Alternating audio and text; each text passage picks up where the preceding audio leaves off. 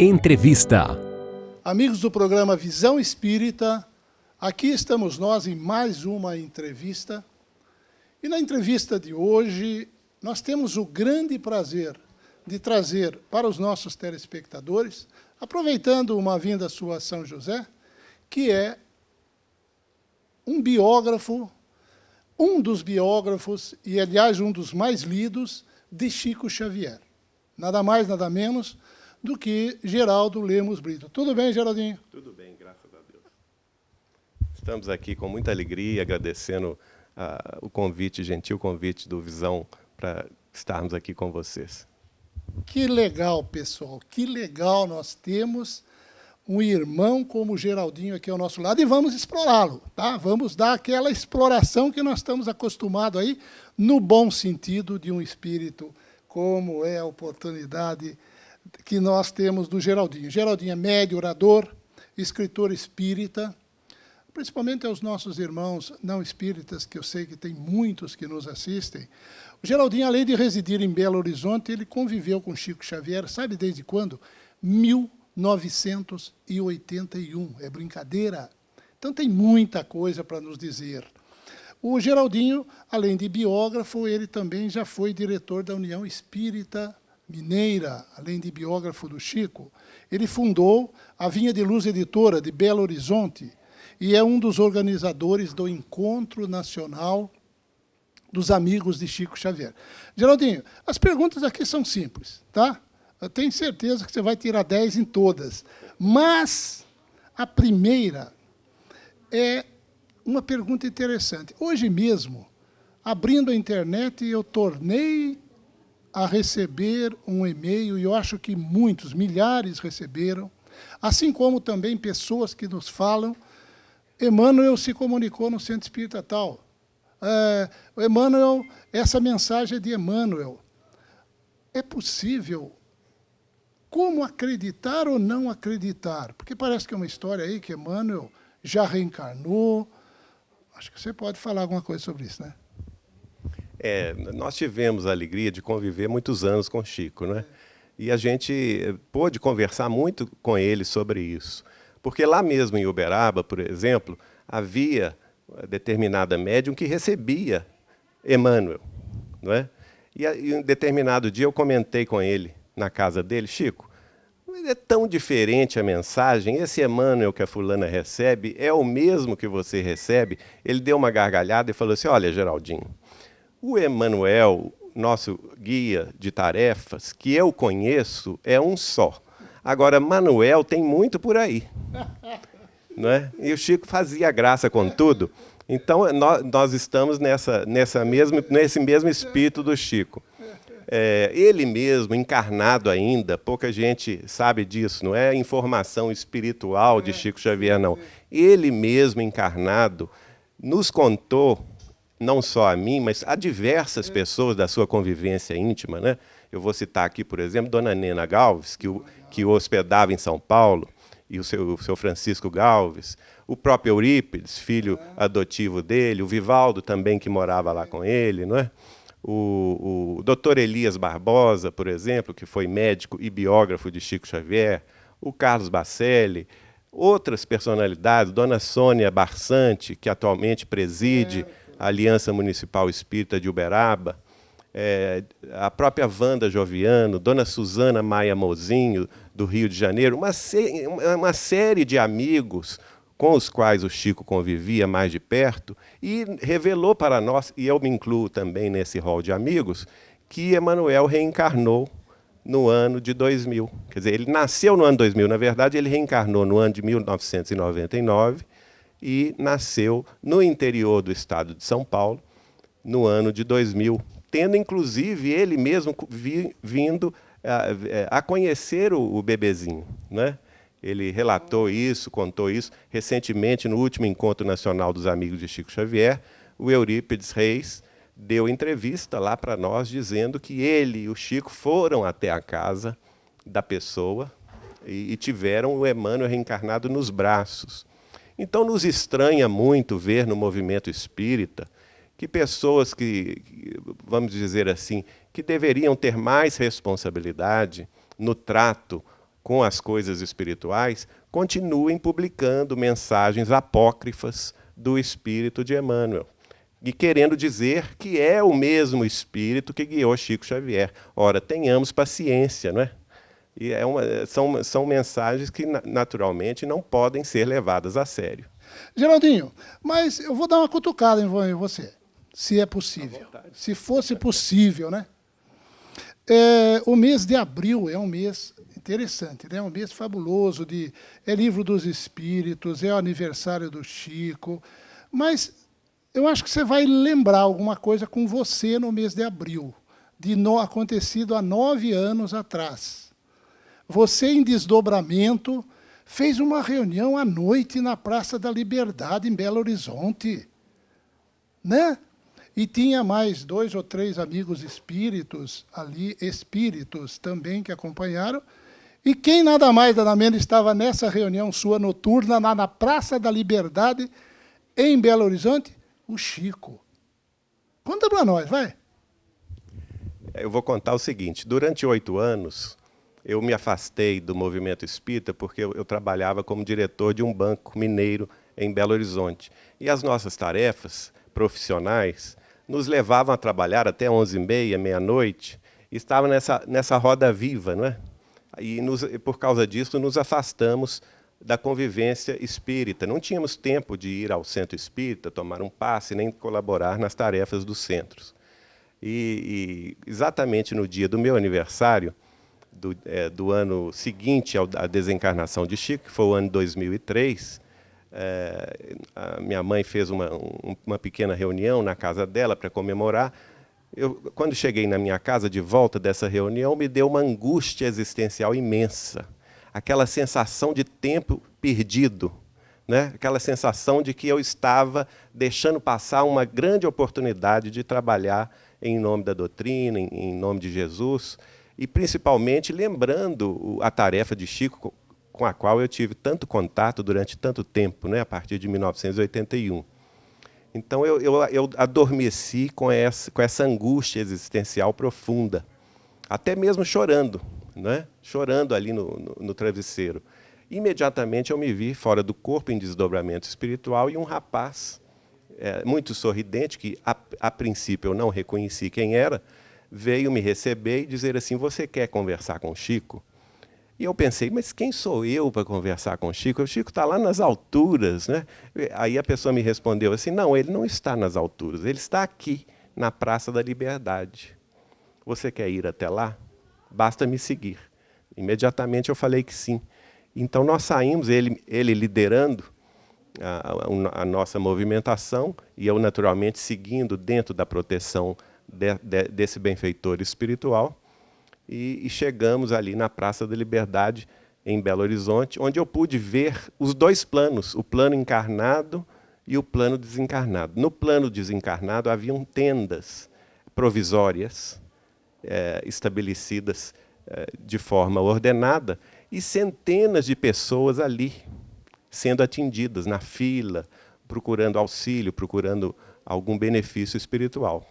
E esse rapaz me entrou por essas tendas afora, até que eu me vi numa delas, na presença do próprio Chico, né?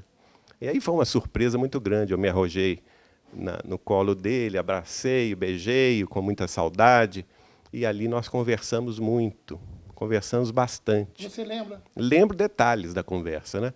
Ele falava de assuntos familiares. Nós temos, infelizmente, em família, pai e mãe com Alzheimer, né? Que nos dão bastante preocupação. Ele falava dos temas a respeito da nossa volta às tarefas, me puxando a orelha mesmo, né? Que ele esperava que nós voltássemos às tarefas espíritas e, principalmente, que nos dedicássemos ao livro espírita. E eu, então, perguntava a ele, mas como que isso vai se dar? Né? E ele então disse, não se preocupe com isso. Isso é por nossa conta. Né? Então, a partir daí, com muito custo, eu tive que despedir dele. Esse mesmo rapaz que foi me levar, me buscou, ainda batendo a mão no meu ombro, falei assim, olha, o sol já está se levantando. Como quem diz, está na hora de voltar. Não é? E ao sair dessa tenda, depois de despedir do Chico, ainda tive a grata satisfação de ver a nossa querida Dona Neném Aluoto, que para mim foi mesmo que mãe espiritual, que me acolheu logo no início das minhas tarefas espíritas, e com quem eu convivi muito na União Espírita Mineira. Ela era presidente enquanto nós participávamos da diretoria. Ela foi presidente até 95, né? E ela desencarnou logo depois de Chico Xavier, em fevereiro de 2003. Então, e depois o Chico me fala: você não está conhecendo esse rapaz, quem é, não? O rapaz que tinha me levado? Ele disse: seu tio-avô Zeca Machado. Só que ele estava numa aparência tão jovem que eu não reconheci, não é? Então, são esses três espíritos que me vieram puxar a orelha para a tarefa. Que legal, hein, pessoal? Que legal. Geraldinho, você publicou agora, recentemente, um livro, em conjunto com a doutora Marlene Nobre, né? Até o próprio título é um título sugestivo. Você, numa entrevista anterior ao nosso programa, você já falou alguma coisa dele, mas eu vou abordar a pergunta da seguinte forma. O livro Não Será em 2012, é uma afirmativa. Não será em 2012. Então, quando vai ser? Na verdade, o título do livro, que foi sugestão da nossa querida doutora Marlene Nobre, a quem eu devo muita amizade, muito carinho, é justamente para provocar as pessoas, não é? Porque justamente existe essa onda do 2012, das profecias maias e outras profecias mais, que o mundo vai acabar em 21 de dezembro de 2012, e o que nós estamos dizendo é que não vai acabar 21 de dezembro de 2012. Não existe essa data de acabar o mundo. Nós estamos num processo de transformação que começou já faz tempo, não começou agora, começou no século XIX, não é? Vamos dizer assim, a partir do momento que o Espiritismo, como consolador prometido por Jesus, chega à face da Terra, em 18 de abril de 1857, é como se a face da Terra entrasse em seu período de maioridade espiritual. Consequentemente, ali se inicia o período da transição. Mas não é um período que tenha um fim determinado, né? É um processo. O próprio Allan Kardec vai tratar sobre isso no capítulo 16 de A Gênese, quando ele trata da teoria da presciência. Muita gente se esquece dessa teoria de Allan Kardec. Então, eu convido os nossos ouvintes e telespectadores para conhecerem o capítulo 16 do livro A Gênese de Allan Kardec, que vai falar muito sobre esse período de transição e dizer que é todo um processo de transformação que vai se dando ao longo do tempo. Agora, no livro 2012, nós vamos abordar, por exemplo, aspectos das revelações de Chico Xavier a respeito deste processo, né? E, para nós, o Chico revelou claramente que existe, sim, uma data limite, que é julho de 2019. Não é? Por que julho de 2019? Porque é o aniversário de 50 anos do dia em que o homem, pela primeira vez, saiu da face da Terra e pisou em outro orbe, que é a Lua. Não é? No dia 20 de julho de 1969, a Apolo 11 dos Estados Unidos pousou o homem pela primeira vez na face lunar. Naquele dia, segundo Chico Xavier nos revelou, a comunidade angélica, que preside os destinos não só da Terra, né, sob a proteção de Jesus, mas de todo o sistema solar, se reuniu, preocupada com os destinos humanos, porque a partir daquele instante nós estávamos deixando de ser um planeta isolado do restante dos orbes planetários e ingressando numa nova etapa, não é? Então, a partir daí, foi feita uma reunião espiritual, foi debatido, segundo o Chico, nessa data, 19 para 20 de julho de 1969, e desta reunião saiu uma determinação superior das potências angélicas do sistema, determinando que as nações da Terra tinham um último prazo de 50 anos para se suportarem umas às outras, com uma condição: não se lançarem a uma guerra nuclear. Esta é a condição. E o Chico, então, vai dizer o seguinte: se e somente se nós conseguirmos vencer esse prazo, até julho de 2019, um prazo de 50 anos. Portanto, nós já vencemos 42, faltam só 8, não é? Não é muita coisa. E se nós chegarmos a julho de 2019 sem a guerra, nenhum de nós pode prever os avanços que nós teremos a partir daí. Essa que é a beleza. Agora, cabe a nós fazer, cada um de nós fazer a sua parte, não é? Então, a gente poderia dizer, não é a mesma história de 2012 no sentido da destruição do mundo, das hecatombes, mas sim um período de transição verdadeiro, né, verdadeiro, que sinaliza-se alguma coisa em 2019, né, dependendo dessas condições que você falou, e que está lá no seu livro e no livro da doutora Marlene, e que nós estamos passando aí embaixo no rodapé para vocês verem o título do livro, inclusive como conseguir o livro, porque o Geraldinho está, inclusive, trabalhando no lançamento desse livro, né, Geraldinho? Não será em 2012. Geraldo, é o seguinte, afinal é verdadeiro, desculpa, eu acho que todo lugar que você vai se pergunta isso. Todo lugar que você vai, eu acho que a pergunta é a mesma. A história do código do Chico. Eu também estou perguntando. Eu não participei dessa informação, mas, segundo Eurípides, nosso querido companheiro lá de Uberaba, nos contou, esse código surgiu porque o Chico ficou sabendo, ainda encarnado, que em Belo Horizonte, determinado médium estava recebendo ele pela psicofonia. E ficou muito bravo com o assunto, não é? E falou com eles lá, com as pessoas mais próximas, olha, se esse pessoal está fazendo isso comigo ainda no corpo, o que dirá, o que eles farão depois que eu partir? Então, ele veio com essa história do código, mais no sentido de impedir, vamos dizer assim, os livre atiradores, os abusos da mediunidade, não é? Que, infelizmente, a gente continua vendo por aí. Então, nesse sentido, o código é verdadeiro, não é? Agora, é lógico que nós vamos compreender que há pessoas muito ligadas ao Chico, à história do Chico, que não precisaria ter código para recebê-lo, não é? Ok, Geraldinho, a última pergunta, infelizmente para nós, inclusive o pessoal já está te chamando para a palestra aí, a última pergunta é o seguinte, se Chico estivesse aqui agora, e você fosse possível transmitir aquilo que ele diria, senhores espíritas, atentem para uma coisa, hoje, nessa atualidade. O que você acha que o Chico estaria dizendo para nós espíritas? Ele falou milhares de coisas, mas hoje, você teria alguma coisa mais focada, mais prioritária, né?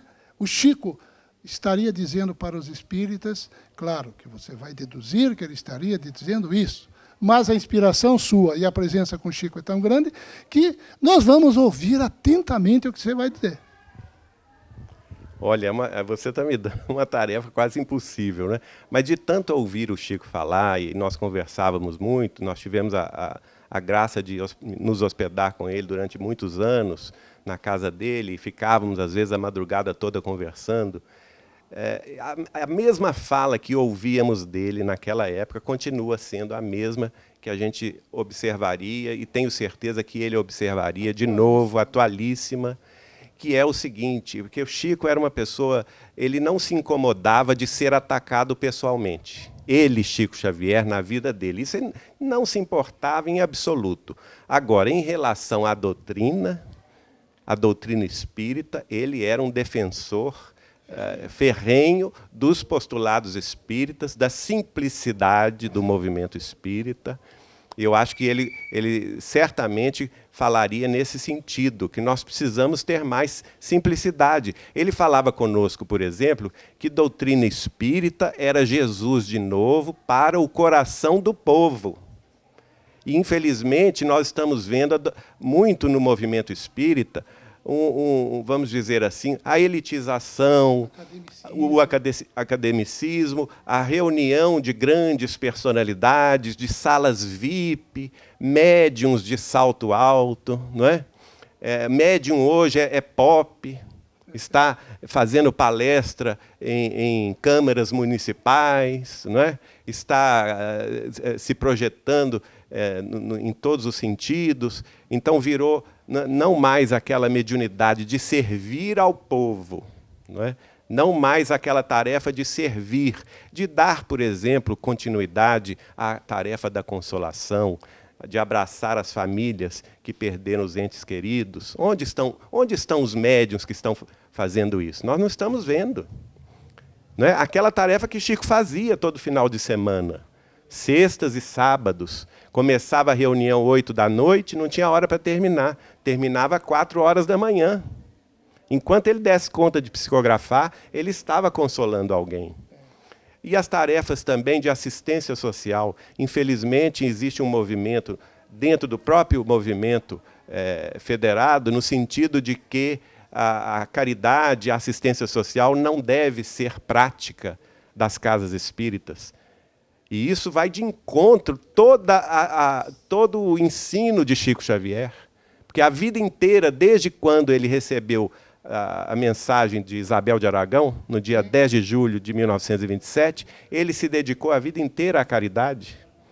Então, a assistência fraternal, a assistência aos que menos podem. Exemplo vivo, né? Exemplo vivo. Então, eu acho que ele falaria nesse sentido. Mais humildade, mais simplicidade nas nossas organizações, menos pompa, menos circunstância, não é? E nós todos somos irmãos para a causa de Jesus. Não é a doutrina que está a nosso serviço. Nós é que devemos estar a serviço da doutrina. Pessoal, que legal, né? O Chico falou aí, velho. O Chico falou por você, pode ter certeza. Geraldinho, muito obrigado mesmo. E as suas despedidas com o nosso coração partido. Olha, estou muito grato pelo convite, pelo carinho de vocês. Uma alegria imensa estar em São José dos Campos.